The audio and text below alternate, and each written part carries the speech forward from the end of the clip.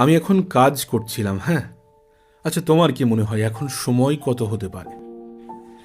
এখন সময় যদি তোমাকে দেখাই 4:42। হ্যাঁ, ভোর 4:42। আমি কাজ করছিলাম। দেন ভাবলাম যে এত কাজ করে কি হবে, আরও কি কোনো পরিবর্তন আসে? এই ভিডিওটা আমি এডিট করছিলাম, মানে অনেকগুলো ভিডিও এডিট হয়েছে, লং ভিডিও এডিট হচ্ছিল, প্লাস শর্ট ভিডিও এডিট হচ্ছিল, যেগুলো কালকে ভয়েস ওভার দেয়া। এই ভিডিওটা পরিবর্তিত মানুষের বিষয়ে আমাকে জিজ্ঞাসা করো না, না পরিবর্তিত মানুষের বিষয়ে আমাকে এখন এটা হচ্ছে আমার লাস্ট ভিডিও। এখন ভাবছি যে কি মানে এত কাজ করে কি হবে। দেন হঠাৎ করে আমি আমার গ্যালারি থেকে পুরনো ভিডিও, পুরনো দু একটা জিনিস দেখছিলাম।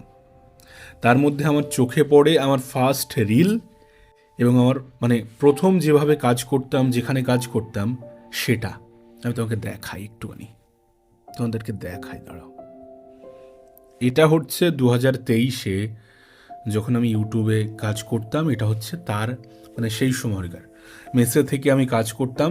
ওখানে আমি খালি গায়ে আছি, যার জন্য ইমোজি দেয়া। এটা 2023-এর।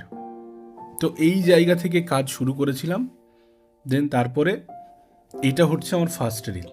সেই মানুষগুলোর মতো হতে যেও না যারা স্বপ্ন দেখে না, যারা স্বপ্ন দেখা মানুষগুলোকে সাপোর্ট করে না। একটা কথা মনে রেখো, পৃথিবীর যে কোনো মানুষ যে কোনো ভাবে তোমাকে এটা ফার্স্ট রিল এবং এটা লাস্ট এডিট হয়েছে। আমাকে জিজ্ঞাসা করো না, না পরিবর্তিত মানুষের বিষয়ে আমাকে জিজ্ঞাসা করো না। আমি আমার খুব কাছের সঙ্গীকেও শত্রু হতে দেখেছি। আসলে ডিসপ্লে দেখছি তো, ওই জন্য, যার জন্য হয়তো বা ছবির কোয়ালিটিটা একটু খারাপ আসছে। বাট তারপরেও তুমি আমার ফার্স্ট রিল এবং লাস্ট রিলের মধ্যে যে ডিফারেন্স, সেটা এখানে ক্লিয়ারলি দেখতে পাবে যে প্রথম যে ভিডিওটা বানিয়েছিলাম সেই ভিডিওটার কোয়ালিটি কেমন ছিল এবং লাস্ট যে ভিডিওটা বানানো হয়েছে সেই ভিডিওর কোয়ালিটি কেমন। সেটা অডিও হোক, সেটা মানে পুরো ডেকোরেশন হোক, সেটা লাইটিং, নলেজ, সমস্ত কিছু মিলিয়ে। তো এক্সট্রা এফোর্ট দিলে এক্সট্রা রেজাল্ট আসে, আমি নিজে তার প্রমাণ। আমি যেখানে প্রথম কাজ করতাম সেই জায়গাটা কিছুটা এমন, আমি মেসে থেকে কাজ করতাম, তখন কিছুই ছিল না।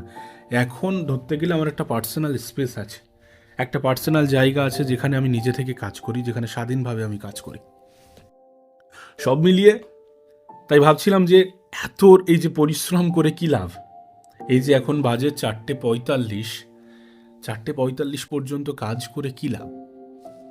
তো 4:45 পর্যন্ত কাজ করার মেন উদ্দেশ্য হচ্ছে যে আগামী আরও কিছুদিন, যে কদিন আমি কাজ করব, সেই কদিন আমি দেখা যাচ্ছে যে আমি 5 বছরে যেটা অ্যাচিভ করতে পারতাম, সেটা আমি চাই যে 1 বছর অথবা 2 বছরের মধ্যে আসুক।